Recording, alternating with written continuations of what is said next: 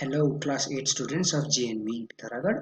Students, question number 11 रह गया था एक्सरसाइज का, मेंसुरेशन के एक्सरसाइज 11.2 का। इस क्वेश्चन को देखते हैं। अब आप देखिए, एक सामने एक वुडन फ्रेम है। आपने इस तरह के फ्रेम अपने घरों में देखे होंगे, जैसे विंडो फ्रेम बनाया है लकड़ी का जिस तरह से ना।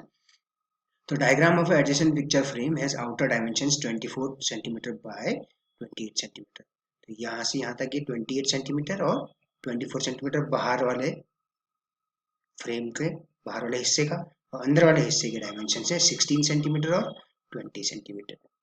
ठीक हो गया। तो यहाँ पर क्या कर लिया, इनके वर्टिसेस को ज्वाइन कर दिया इस तरह से। वर्टिसेस को ज्वाइन करते तो चार पोर्शन आपको दिख रहे होंगे, 1, 2, 3 और 4। जो 1 और 2 पार्ट है, ये दोनों जो हैं आप ध्यान से देखें कि ये दोनों सिमिलर आइडेंटिकल ट्रेपेजियम्स हैं। इसी तरह से 3 और 4 आइडेंटिकल ट्रेपेजियम्स हैं। ठीक है। अब ट्रेपेजियम, अब ये पूछता है find the area of each section of the frame if the width of each section is same. प्रत्येक का विड्थ जो है सेक्शन का सेम है, इधर से भी और इधर से भी, इसी तरह से यहाँ से और यहाँ से। ओके। तो अब आप देखिए ट्रेपेजियम का एरिया क्या होता है। अगर सपोज मैंने पार्ट 1 का एरिया निकालना होगा, तो पैरेलल साइड्स तो मुझे पता हो गई हैं, 20 सेंटीमीटर और 28 सेंटीमीटर। तो ये परपेंडिकुलर डिस्टेंस इन दोनों के बीच की निकालनी है, तो बड़ी आसानी से निकाल सकते हैं, है ना। Starting from here to here it is 24 centimeter and this is 16 centimeter। अब width equal है, तो 24 minus 16 कितना बच गया, 8। तो 4 सेंटीमीटर इस तरफ है और 4 सेंटीमीटर इस तरफ width है। तो इसका मतलब क्या है, 1, 2 दोनों की ही जो परपेंडिकुलर डिस्टेंस है पैरेलल साइड्स की, वो 4 सेंटीमीटर है। इसी तरह से 3 और 4 में भी 28 माइनस 20 तो बचा 8 सेंटीमीटर। तो 4 सेंटीमीटर इस तरफ रहेगा, 4 सेंटीमीटर इस तरफ रहेगा। तो उनकी भी हाइट, दोनों ट्रेपेजियम्स 3 और 4 की हाइट भी 4 सेंटीमीटर है। पैरेलल साइड 16 और 24 सेंटीमीटर है। ठीक है, बड़ी आसानी से आप निकाल सकते हैं। जो एरिया 1 का होगा वही 2 का होगा। ओके। तो figures 1 and 2 are similar in dimensions. तो area of figure 1 and 2 will be same. Area of trapezium that is 1/2 into sum of parallel sides a plus b into h। हमने फॉर्मूला लिख लिया, 1/2 into पैरेलल साइड्स होगी 28 और 20, और height हमने निकाल ली यहाँ पर फिगर से देख के ही कि 4 सेंटीमीटर। तो 20 + 20 into 4, तो 48 आया यहाँ पर। 1/2 से ये 12 टाइम, ये 24 टाइम्स कटा 48, तो 24 4 96 सेंटीमीटर स्क्वायर। तो हम क्या कह सकते हैं कि area of figure 1 is 96 centimetre square, also area of figure 2 is 96 centimetre square. थोड़ा सा अगर आप चाहें तो यहाँ पे हाइट भी मेंशन कर सकते हैं यहाँ पे, है ना। हम हाइट कैसे निकाली हमने ट्रेपेजियम्स की, है ना। तो हमने कहा कि हाइट ऑफ ट्रेपेजियम 1, ठीक है, कैसे निकाले हमने कि 24 माइनस 20, है ना, 16, है ना। 24 माइनस 16 है कि नहीं,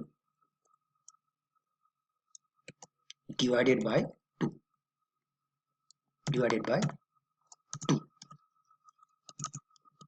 तो सिंप्लीफाई करके आ गया, इसको अगर नेक्स्ट स्टेप पे लिखा जाए तो सिंप्लीफाई करके आ गया 8/2, दैट इज 4 सेंटीमीटर। ठीक है ना, इस तरह से आया। ओके।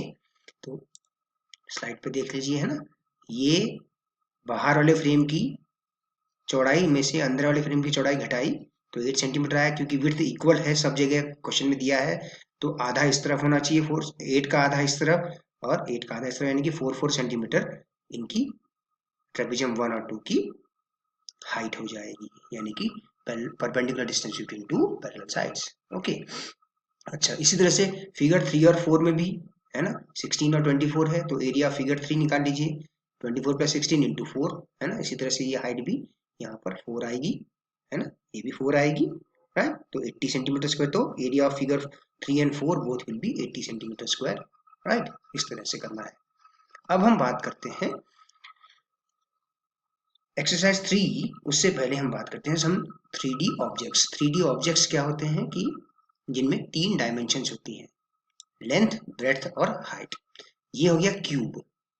ये जो फिगर है, आप इससे विदित होंगे इससे, इसको आप जानते होंगे इसको, है ना। 6 स्क्वायर फेसिस को मिलाकर एक स्क्वायर बॉक्स बन जाता है जिसे हम कहते हैं क्यूब। ओके, अगर प्रत्येक साइड ए है, ऑल द एजेस, इसमें कितने एजेस होते हैं, 12 एजेस होते हैं, है ना, इस तरह से। ठीक है,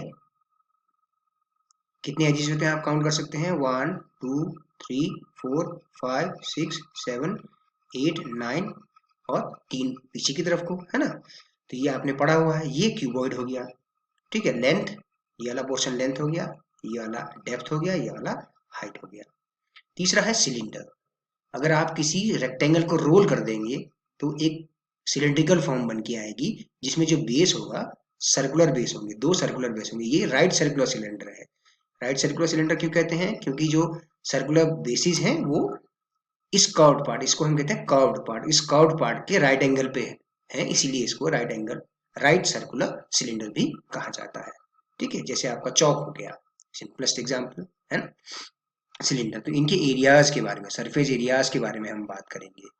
तो सबसे पहले हम बात कर लेते हैं क्यूब की। All the faces are square, अगर प्रत्येक स्क्वायर फेसिस का साइड ए है तो surface area will be area of all 6 faces, that is 6 times a square, right.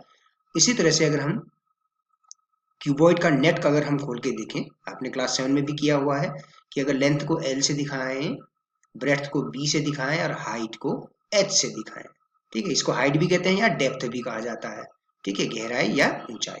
Okay, तो सारे 6 फेसिस के, तो 2 फेसिस किस तरह के होंगे, एल और बी से बने होंगे, एक ये, इसके ठीक सामने वाला। ठीक है, 2 फेसिस बने होंगे एच और बी से मिलके, जिसकी डायमेंशन एच और बी टाइप के 2 रेक्टेंगल्स होंगे जिनकी डायमेंशन बी और एच होगी, एक इस तरफ, एक इसके ठीक सामने। ठीक है, और एक हो गया एल और एच का। ठीक है, एल इंटू बी वाले ये हो गए टॉप वाला और फ्लोर वाला, और ये एच इंटू एल हो गया। ठीक है, और ये बी इंटू एच हो गया। तो 2 बार है, हर हर सर्फेसिस 2 बार है, आमने सामने के सर्फेसिस आइडेंटिकल हैं, तो twice of l into b plus b into h plus h into l, right. जब हम बात करते हैं लेटरल सरफेस एरिया की, क्यूबॉइड की, तो लेटरल सरफेस एरिया का मतलब होता है, मान लीजिए एक रूम है, मान लीजिए एक रूम है और हमसे पूछा जाए कि भाई इस रूम के चारों दीवारों में व्हाइट वॉश करना है, तो साइड की जितनी चारों दीवारें हैं उनको हम क्या कहते हैं, लेटरल सरफेस एरिया कहा जाता है। टॉप और बॉटम का एरिया हटा देते हैं, तो ये तो है गया टोटल सरफेस एरिया। इस टॉप और बॉटम में से आप एल और बी वाले पोर्शन को हटा देंगे, 2 इंटू एल बी हटा देंगे, तो 4 दीवारों का एरिया ही कहलाता है लेटरल सरफेस एरिया। साइड की area of all side 4 walls is 2h into l plus b. आप देखिए 2 इंटू एल बी इसमें से अगर हट गया और फिर 2h कॉमन ले लिया तो ऐसा आ गया 2h into l plus B. ठीक है, फिर हम बात करते हैं भाई सरफेस एरिया ऑफ सिलेंडर की। Area of curved surface area, curved surface, curved part, ये जो पार्ट है केवल किनारे का, साइड का, चारों तरफ का जो पार्ट है, कर्व्ड वाला जो पार्ट है, उसको हम कहते हैं कर्व्ड सरफेस एरिया। उसका कर्व्ड सरफेस एरिया हम कैसे निकालें, कि अगर हम इस सिलेंडर को काट दें, ठीक है, तो जो ये सरकमफ्रेंस था, ये जो सर्कुलर पार्ट था, वो उस रेक्टेंगल का लेंथ बन गया, और इसकी जो हाइट थी इस सिलेंडर की, इस सिलेंडर की जो हाइट थी वो ब्रेड्थ बन गई। तो curved surface area of cylinder क्या होगा, वही होगा जो इसको काटने पर रेक्टेंगल का एरिया होगा। रेक्टेंगल का एरिया लेंथ इंटू ब्रेड्थ, है ना, लेंथ ये हो गया, ब्रेड्थ ये हो गया, तो 2 पाई आर लेंथ की जगह और ब्रेड्थ की जगह एच है, तो 2 पाई आर इंटू एच, तो 2 पाई आर एच हो गया। ठीक है, area of base pi r square, area of 2 bases 2 pi r square. ये चीज यहाँ क्यों मेंशन करी है, आप अगला GIF देखिए एक बार। ठीक है, इसको मैं अगर प्ले करूं तो देखिए ये सिलेंडर को मैंने काटा, हाइट के अकॉर्डिंग मैंने काटा, तो एक रेक्टेंगल बन गया। ठीक है, उसका जो सरकमफ्रेंस था वो उसकी लेंथ बन गई, और ये जो दो सर्कुलर बेसिस आए, है ना, इन सब का एरिया मिला के बन जाएगा टोटल सरफेस एरिया, है ना। 1 पाई आर स्क्वायर ये हो गया, 1 पाई आर स्क्वायर ये हो गया। एक बार फिर से देखिए, this is the curved part, मैंने कर्व्ड पार्ट को ओपन कर दिया, इस कर्व्ड पार्ट का एरिया है 2 pi r h. Total surface area की बात करें, यानी कि क्लोज्ड सिलेंडर अगर हम बनाएं, तो दोनों सर्कुलर बेसिस का एरिया भी उस में ऐड हो जाएगा, यानी कि pi r square plus pi r square 2 pi r square add हो जाएगा। ठीक है, तो फॉर्मूला इसलिए टोटल सरफेस एरिया का मैं आगे दिखा देता हूं आपको। टोटल सरफेस एरिया का फॉर्मूला बन जाता है 2πr² प्लस 2πrh, यानी कि 2πr कॉमन लिया तो 2πr into h plus r. Okay, lateral surface area या कर्व्ड सरफेस एरिया एक ही बात होती है। अगर कहें लेटरल सरफेस एरिया तो साइड का जो है, जो कर्व्ड पार्ट है उसका एरिया, उसको हम लेटरल सरफेस एरिया भी कहते हैं और कर्व्ड सरफेस एरिया भी कहते हैं, जहां आर रेडियस है सर्कुलर बेस का और एच हाइट है उस सिलेंडर की। ठीक है, एक बार फिर से देखिए पीछे वाले जीआईएफ को।